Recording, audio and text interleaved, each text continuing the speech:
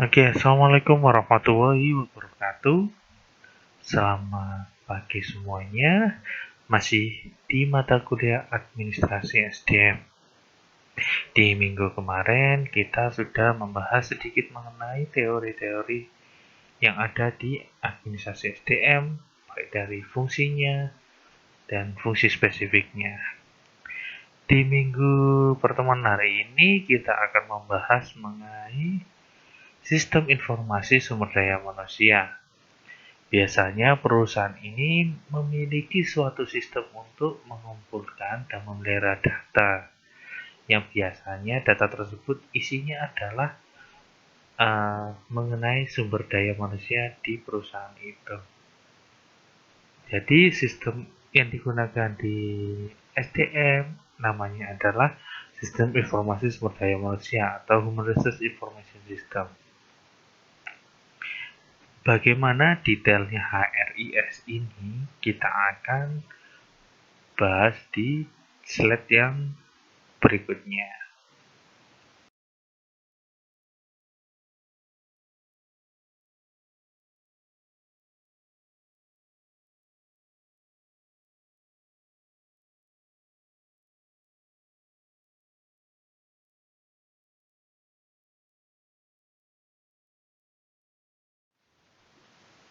Oke, yang pertama kita reminder mengenai fungsi sumber daya manusia yang kemarin kita bahas ya.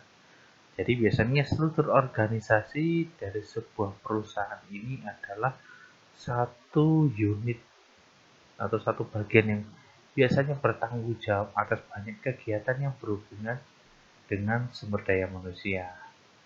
Kalau dulunya masih ada perusahaan yang bernama Personalia awalnya dulu. Tapi sekarang sudah mulai switch namanya sumber daya manusia atau SDM.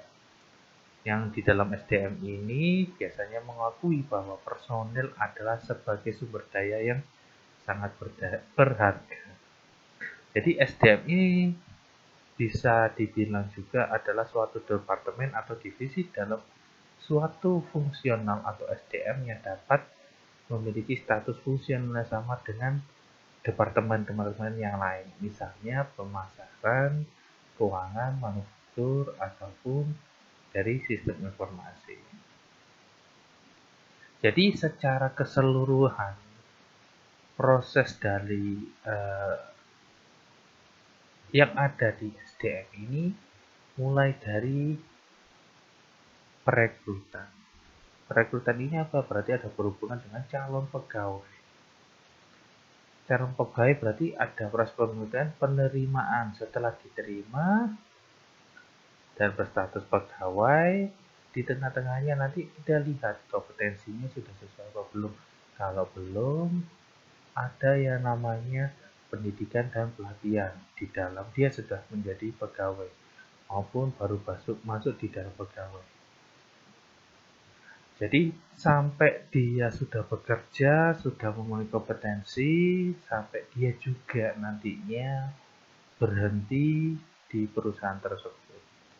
Berhenti banyak alasan ya, mungkin karena sudah memang usianya sudah bukan jam kerja atau usia kerja, maupun alasan pemberhentian yang lain, misalnya mengundurkan diri atau dipecat dari perusahaan. Ini kesemuanya ada proses administrasinya yang semuanya nanti direkod juga di dalam manajemen data. Oke, sebelum kita masuk lanjut di hari Human Resource Information System, saya akan sedikit membahas mengenai 8 pilar SDM. Jadi 8 pilar SDM ini adalah sebagai acuan atau basicnya, istilahnya kalau dalam sebuah rumah ini bisa dideskripsikan menjadi 8 bagian dari rumah tersebut menjadi satu bagian, yaitu SDM. Yang pertama di sini adalah seleksi dan rekrutmen. Jadi pilar yang pertama di sini adalah di seleksi dan rekrutmen. Jadi seleksi dan rekrutmen ini biasanya bertanggung jawab atas penerimaan pegawai hingga penempatan pegawai baru pada posisi-posisi yang tepat. Jadi kalau ngomongin metodenya macam-macam ya, nanti akan dibahas sendiri untuk detailnya. Jadi mulai dari psikotest, interview, skill test, referensi, dan lain-lain sampai assessment center. Yang kedua adalah pelatihan dan pengembangan atau training development. Jadi training and development ini memiliki fungsi untuk menjaga kualitas sumber daya manusia organisasi melalui aktivitas pelatihan. Selain pelatihan, bisa pendidikan dan pengembangan. Jadi fungsi utamanya adalah untuk peningkatan kemampuan dan keterampilan kerja. Biasanya metodenya banyak ya. Untuk pengembangan biasanya ada namanya on the job training. On the job training biasanya untuk karyawan-karyawan baru. Atau modelnya yang lain adalah coaching, discussion, atau program-program training yang lain banyak. Dan yang ketiga adalah compensation and benefit. Jadi compensation and benefit ini sesuai dengan judulnya ya. Jadi di compensation and benefit ini biasanya isinya adalah menyusun strategi hingga implementasi untuk kompensasi yang diberikan kepada karyawan. Jadi ini kaitannya nantinya di dalam penggajian. Jadi penggajian nanti ini didasarkan dari apa? Didasarkan dari penilaian kinerja. Gitu. Yang keempat adalah manajemen kinerja atau performance management. Jadi performance management ini isinya adalah merancang sistem sampai implementasi penilaian kinerja pegawai. Nah, penilaian pegawai ini harus objektif. Agar apa? Agar organisasi bisa mencapai tujuan. Jadi untuk penilaian kinerja ini banyak sekali juga, tapi kita tidak bahas mengenai pola penilaian performance management.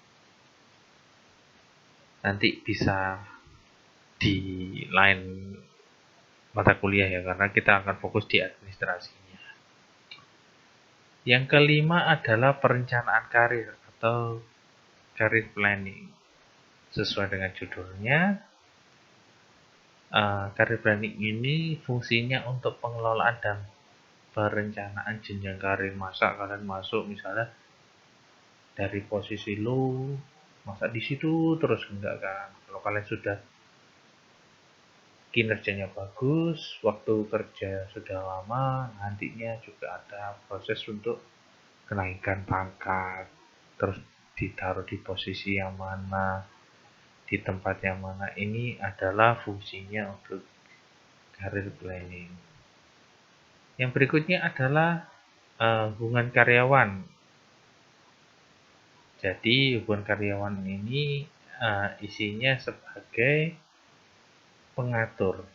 Jadi pengatur itu isinya apa? Baik dari kebijakan, peraturan, juga fungsinya di sini adalah menggali informasi dari pegawai, terutama untuk kemajuan dari perusahaan. Yang ketujuh adalah separation management. Jadi separation management ini isinya adalah sesuai dengan namanya ya, isinya adalah pemutusan kerja.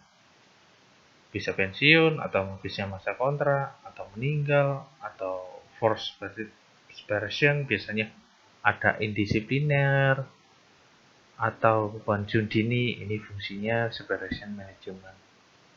Dan terakhir adalah personal administration HRIS. Jadi di sini adalah personal administrasi yang biasanya bekerja di HRD. Ini adalah 8 pilar di dalam SDM. Tapi biasanya juga perusahaan punya pola masing-masing ya. SDM perusahaan A dengan perusahaan B mungkin bisa berbeda pola, tetapi tujuannya sama, minimal juga ada pilar-pilar yang ada atau kita bahas tadi. Itu mengenai pilar SDM. Untuk kegiatan ini sudah kita bahas dari 8 pilar tadi ya. Jadi ini untuk gambaran sedikit mengenai kegiatan utama SDM yang paling sering sekali digunakan. Oke, mungkin kalau dilihat sama seperti bagian di atas tadi ya. Kalau bagian yang atas tadi saya kasih sebagai intro, dan di sini saya akan bahas secara detail mengenai arus sumber daya manusia. Jadi kita tadi sudah bahas mengenai 8 pilar juga. Jadi di 8 pilar itu juga hampir semuanya masuk di dalam proses manajemen data ini. Jadi mulai dari calon karyawan ya, itu semua sudah terlibat di dalam manajemen data walaupun dia masih calon. Karena apa? Mungkin suatu hari ketika kita mempunyai atau membutuhkan posisi yang sama, utamanya nanti kalau butuh karyawan itu kita bisa recall ulang. Makanya data calon karyawan itu biasanya juga disimpan oleh perusahaan. Nah, ini di dalam sistem rekrutan. Kalau sudah menjadi karyawan, baik itu karyawan tetap maupun kondisi yang dikontrak, ini semuanya direcord di data juga. Datanya apa? Mulai data pribadi, sampai data pendidikan, riwayat, BPJS, dan lain-lain, sampai pemutusan kerja juga direcord di manajemen data. Ini juga ada salah satunya di administrasi dan tunjangan. Kaitannya dengan apa? Nanti ini orang ini sudah bekerja berapa tahun di sini, tunjangannya yang diberikan berapa, di posisi yang mana. Itu semuanya sistemnya ini adalah terintegrasi di dalam manajemen data ini.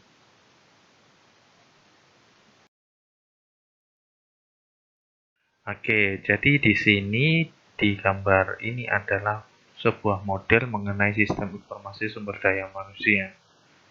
Tapi kita nggak perlu belajar secara detail karena memang biasanya aplikasinya sudah disediakan oleh perusahaan atau perusahaan mendevelopment sendiri mengenai sistem informasi sumber daya manusianya.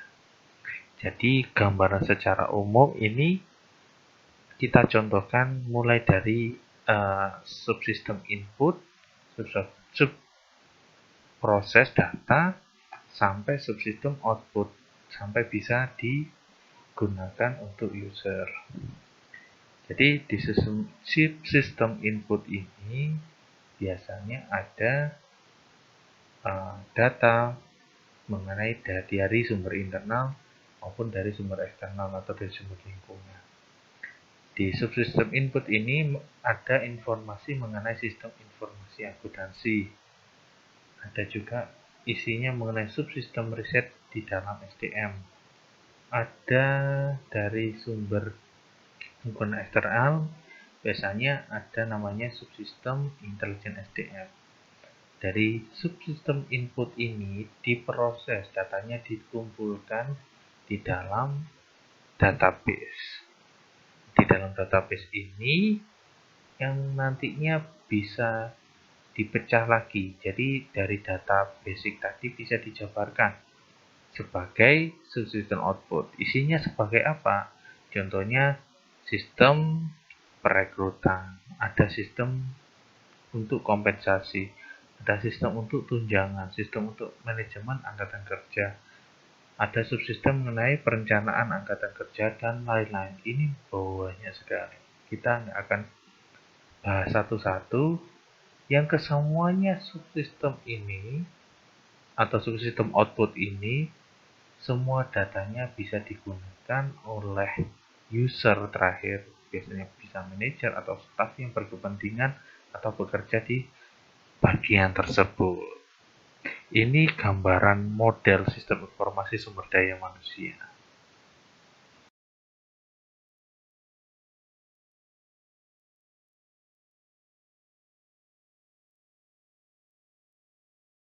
Masih kita bahas mengenai model SISDM ya. Tadi ada sistem informasi akuntansi. Jadi biasanya hubungannya mengenai keuangan ya, karena ada hubungan dengan kompensasi. Biasanya isinya datanya itu apa saja? Yang pertama ada elemen data personalia. Jadi data personalia itu datanya bukan data bersifat rupiah, biasanya data informasi. Ini ada contohnya adalah nama pegawai, jenis kelamin, tanggal lahir, sampai pendidikan terakhir. Terus yang kedua adalah elemen data akuntansinya. Jadi ada data mengenai keuangannya. Data ini cenderung lebih fleksibel atau dinamis karena bisa terjadi kenaikan maupun penurunan karena sifatnya keuangan ya. Beda dengan data yang personalia tadi, nama, jenis kelamin itu kan juga fix datanya.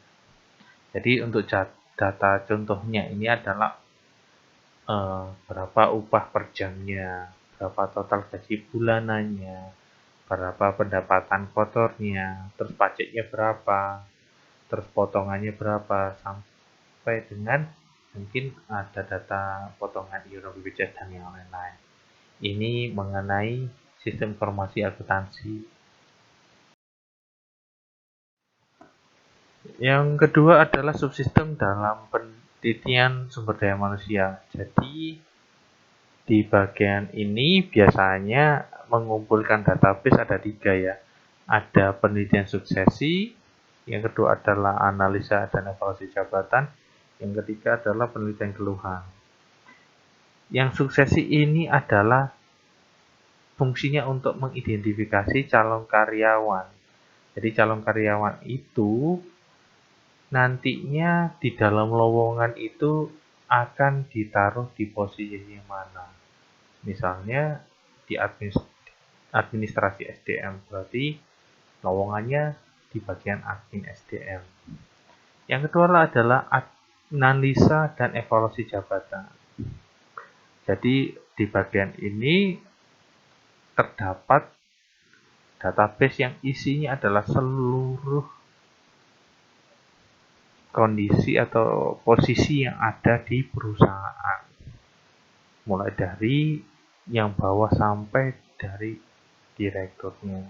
Jadi datanya ada di sini semuanya. Yang ketiga adalah penelitian keluhan.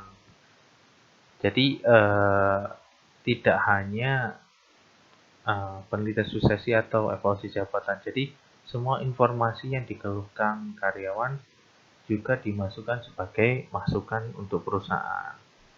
Misalnya ada keluhan mengenai fasilitas atau misalnya tunjangan dan lain-lain. Ini biasanya dihimpun juga untuk masukan di SISDM. Yang ketiga adalah subsistem intelijen sumber daya manusia. Jadi untuk subsistem intelijen SDM di sini ada hubungannya dengan personil dari lingkungan luar perusahaan maupun yang di dalam. Di sini ada intelijen dari pemerintah, serikat kerja, masyarakat keuangan, intelijen pemasok, intelijen masyarakat global, sampai intelijen pesaing. Jadi fungsinya apa? Kalau intelijen pemerintah bisa dilihat kebijakan dari perusahaan itu seperti apa yang bisa diterapkan, apakah berbenturan dengan kebijakan pemerintah atau tidak.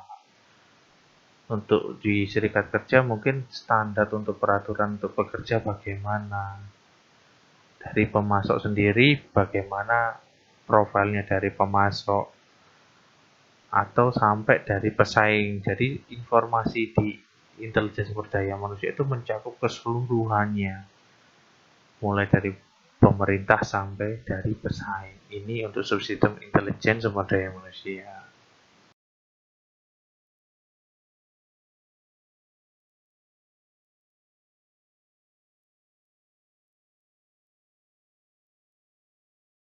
Oke, yang kedua yang kita bahas adalah database ARIS. Human Resource Information System atau HSDM.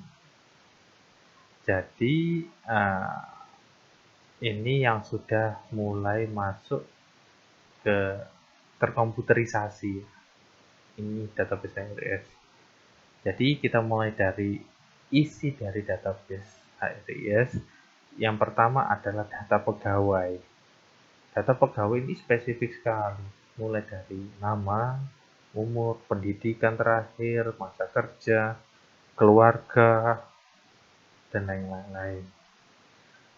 Untuk data non-pegawai, misalnya catatan penilaian dari pegawai, ini kaitannya dengan nantinya performance management.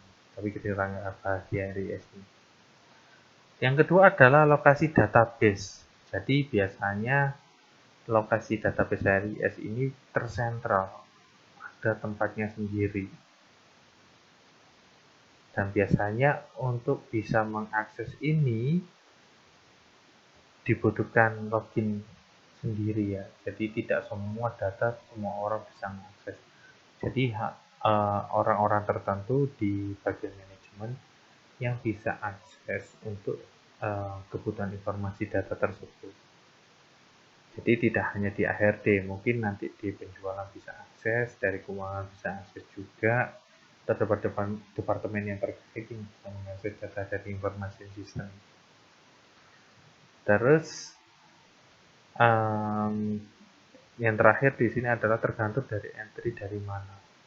Ada data yang memang tidak disebar khusus. Jadi biasanya untuk level-level manager atau sampai bahkan direktur itu yang harusnya bisa mengakses data HRIS ini. Kenapa memang dirahasiakan? Karena biasanya informasinya secret, jadi memang datanya itu tidak tersebar di mana-mana, dan fungsinya biasanya untuk mengambil suatu keputusan. Makanya ini dilihat dulu dari entry datanya dari mana.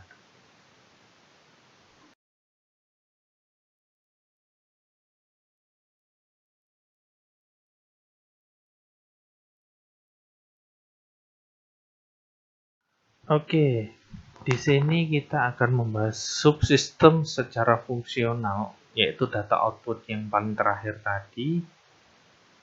Yang di sini kita akan bahas satu-satu. Ada 6 subsistemnya tadi ya kalau nggak salah. Yang pertama adalah subsistem perencanaan angkatan kerja. Jadi perencanaan angkatan kerja ini digunakan untuk mengantisipasi, jadi untuk merekrut pegawai di masa depan. Mungkin suatu departemen nanti ada pengembangan, maka dibutuhkan beberapa karyawan tambahan. Itu kira-kira butuh berapa ya? Itu bisa diestimasi di perencanaan angkatan kerja. Atau misalnya di suatu perusahaan tersebut mau ada karyawan mau pensiun, tinggal 2 tahun nih mau pensiun, ini harus digantikan siapa, merekrut yang baru ataupun bisa naik dari bawah ke atas, macam-macam ya. Ini untuk perencanaan angkatan kerja. Yang kedua adalah sistem perekrutan. Jadi sistem perekrutan ini ada dua. Yang pertama adalah internal recruitment berbasis komputer. Yang kedua adalah external recruitment berbasis jaringan. Yang ketiga adalah subsistem kompensasi. Jadi kegiatan ini ya yang paling sering dikembangkan karena memang update datanya juga sangat sering sekali mengenai kompensasi, karena kita juga terbentur dengan banyak kebijakan yang bisanya mempengaruhi. Jadi di sini mengapa area pengembangan sangat besar karena itu. Yang keempat adalah sistem tunjangan. Jadi kalau ada ini berarti dia bisa membuktikan SDM berhasil mencapai end user computing. Yang kelima adalah manajemen angkatan kerja. Jadi ini biasanya digunakan dalam pengembangan personal dan pelatihan. Bisa juga digunakan sebagai penilaian kinerja yang digunakan untuk mendukung seseorang tersebut untuk pencapaian karirnya. Nah, ini bisa dilihat juga dari data ini. Misalnya ada staff di SDM, kira-kira kalau dia mau nanti dinaikkan dari manajer SDM, dia harus punya kompetensi apa, terus kinerjanya selama beberapa tahun itu baik atau tidak. Itu juga yang bisa digunakan sebagai dasar untuk peningkatan posisi tersebut. Yang terakhir adalah subsistem perencanaan angkatan kerja. Ini ada namanya aplikasinya, namanya EEO atau Equal Employee Opportunity. Biasanya ini kaitannya dengan pemerintah. Ini kayak apa ya, CSR gitu.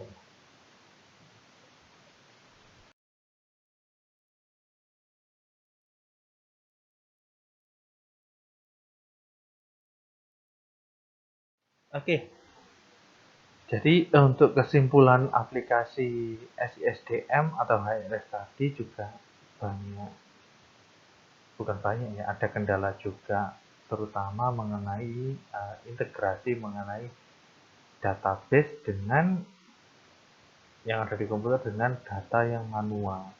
Ini masih juga jadi hambatan karena tidak semuanya data terkomputerisasi dengan baik. Yang kedua adalah HRS ini di masa yang akan datang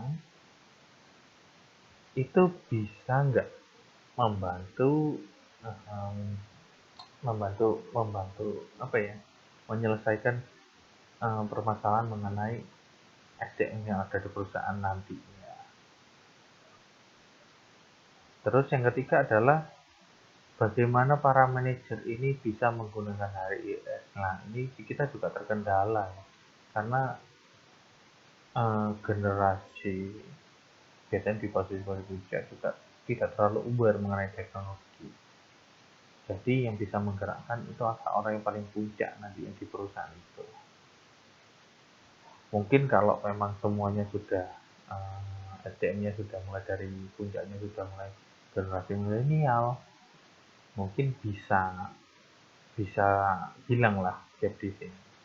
Itu kesimpulan dengan aplikasi SDM.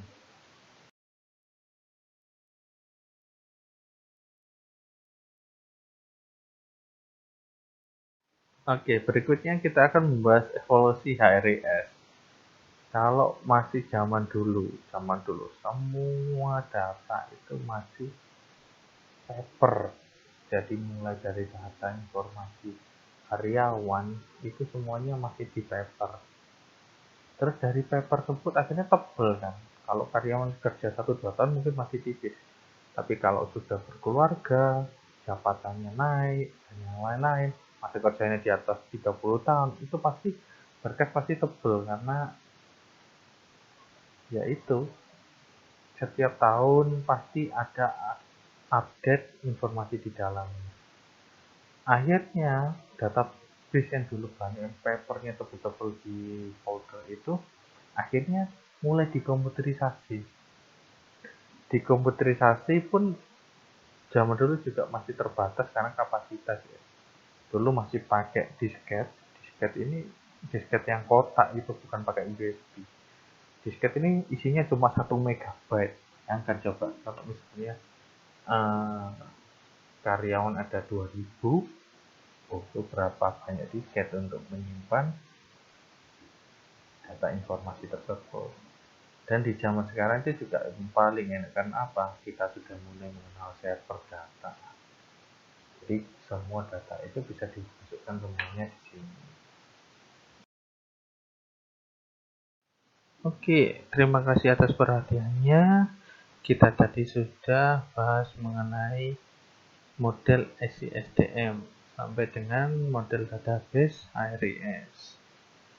Di pertemuan berikutnya kita akan membahas secara detail mengenai fungsi operasional di MSD.